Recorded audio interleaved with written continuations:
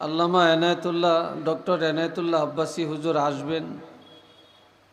আজকেও সারাদিন জানছেন আসবেন,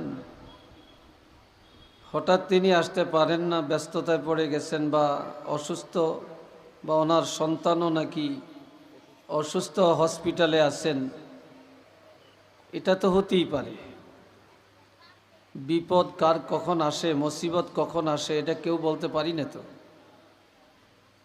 এটা নিয়ে মন ঘাবড়ানের, মন খারাপ করার কিছু আছে নাকি?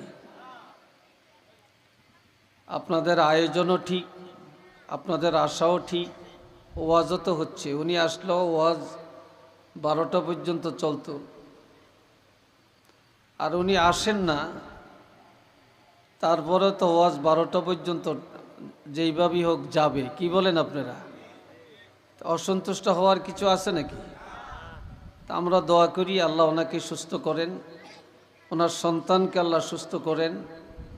আল্লাহ কবুল করলে আবার যেন এই অঞ্চলে তিনি আসতে পারেন, আমরা দোয়া করি। সবাই বলেন আমিন।